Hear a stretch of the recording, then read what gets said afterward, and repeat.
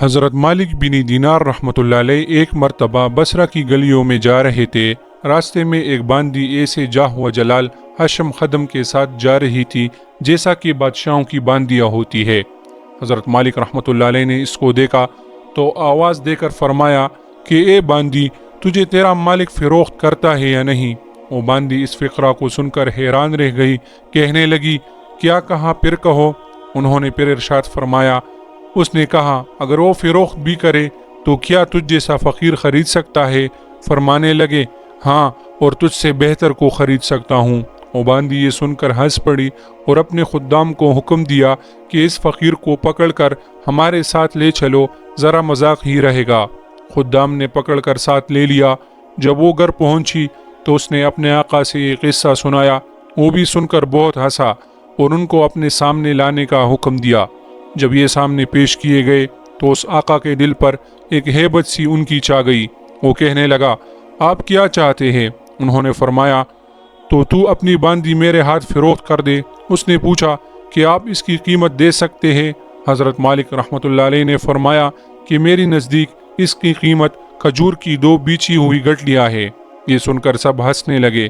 اس نے پوچھا کہ تم نے یہ قیمت کس مناسبت سے تجویز کی؟ انہوں نے فرمایا کہ اس میں بہت عیب ہے۔ اس نے پوچھا کہ اس میں کیا کیا عیب ہے؟ فرمانے لگے اگر عطر نہ لگائے تو بدن سے بدبو آنے لگے، اگر دان صاف نہ کرے تو منہ سے سڑا ہنڈ آنے لگے، اگر بالوں میں تیل کنگھی نہ کر دے تو وہ پریشان حال ہو جائے، جوئیں ان میں پڑ جائے اور سر میں سے بو آنے لگے، ذرا عمر زیادہ ہو جائے گی تو بوڑھی بن جائے گی، منہ لگانے کے قابل نہ رہے گی، پیشاب اس کو آتا ہے، پاخانہ اس کو آتا ہے، ہر قسم کی گندگیاں، تھوک، سنگ، رال، ناک کے چوہے وغیرہ اس میں سے نکلتے ہیں، غم رنج مصیبتیں اس کو پیش آتی ہے، خود عرض اتنی ہے کہ معز اپنی عرض سے تجھ سے محبت ظاہر کرتی ہے، معز اپنی راحت و آرام کی وجہ سے تجھ سے الفت جتاتی ہے، آج کوئی تکلیف تجھ سے پہنچ جائے ساری محبت ختم ہو جائے، انتہائی بے وفا، کوئی قول و قرار پورا نہ کرے، اس کی ساری محبت جھوٹی ہے، کل کو تیرے بعد کسی دوسرے کے پہلو میں بیٹھے گی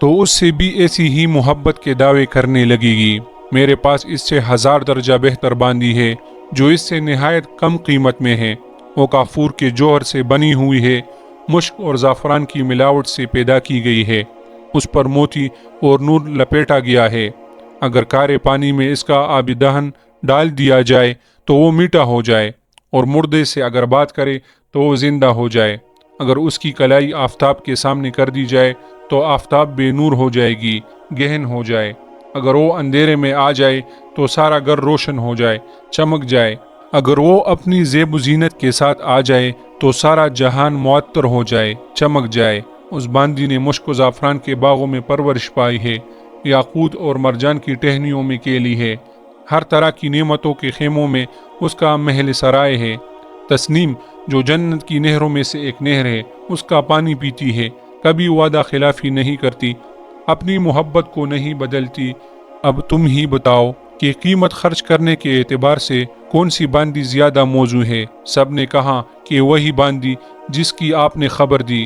آپ نے فرمایا کہ اس باندی کی قیمت ہر وقت ہر زمانہ میں ہے، ہر شخص کے پاس موجود ہے۔ لوگوں نے پوچھا کہ اس کی قیمت کیا ہے؟ آپ نے فرمایا اتنی بڑی اہم اور عالیشان چیز کے خریدنے کے لیے بہت معمولی قیمت ادا کرنی پڑتی ہے، اور وہ یہ ہے کہ رات کا تھوڑا سا وقت فارغ کر کے صرف اللہ جل شانہ کے لیے کم سے کم 2 رکعت تہجد کی پڑھ لی جائے۔ جب تم کانا کانے بیٹھو تو کسی غریب محتاج کو بھی یاد کر لو اور اللہ جل شانہ کی رضا کو اپنی خواہشات پر غالب کر دو۔